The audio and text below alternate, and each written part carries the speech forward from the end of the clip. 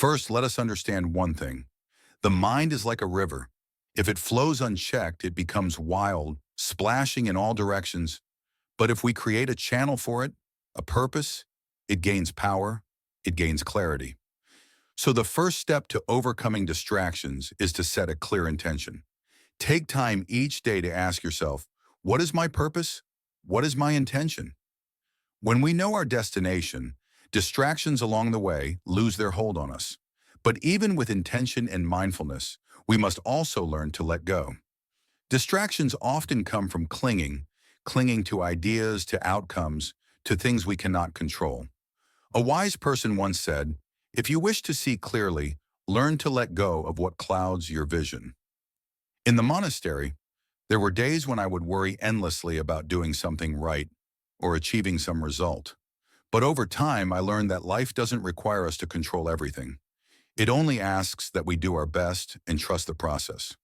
When we surrender this need for control, we let go of fear, of doubt, of distraction. In this moment, I invite you to think of something you're working toward.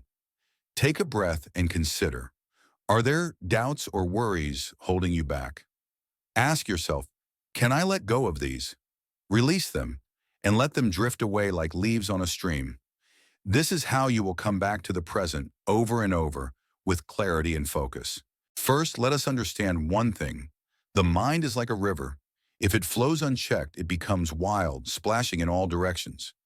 But if we create a channel for it, a purpose, it gains power, it gains clarity. So the first step to overcoming distractions is to set a clear intention. Take time each day to ask yourself, what is my purpose? What is my intention? When we know our destination, distractions along the way lose their hold on us. In my early years, my teacher gave me a task, to water a single plant every day. He said to do it with complete attention, no matter how small it seemed. It taught me something essential. Anything, when done with full awareness, becomes a path to greater understanding. Distractions are not just outer noise. They are inner hesitations, small doubts, lingering worries. But each time I watered that plant, I learned to give myself fully to that one act. I came to understand that purpose is like an anchor. It grounds us, and our minds do not drift away so easily. Now, the second step is to practice mindfulness. Mindfulness is not about sitting in silence all day.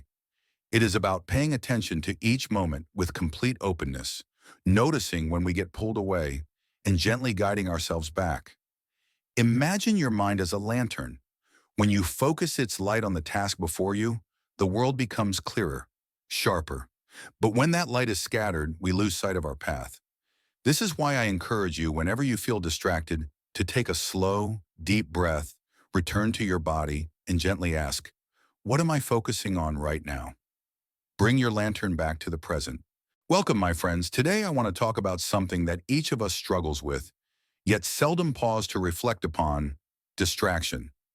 You see, in a world that constantly demands our attention, learning to stay focused has become a rare skill, almost a lost art.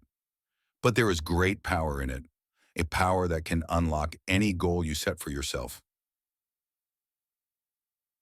When I first came to the monastery, I was overwhelmed by distractions.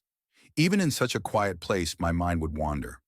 At times, it was memories, regrets, or worries. At others, it was a restless eagerness for what the future might bring. I remember asking my teacher, how can I free myself from all this noise in my head? His answer was simple, yet it changed my life. He said, distractions are not outside of us, but within. They are parts of us that we haven't yet made peace with. So today, let me share what I learned about how we can bring our scattered thoughts together, focus deeply, and achieve anything we set our minds to.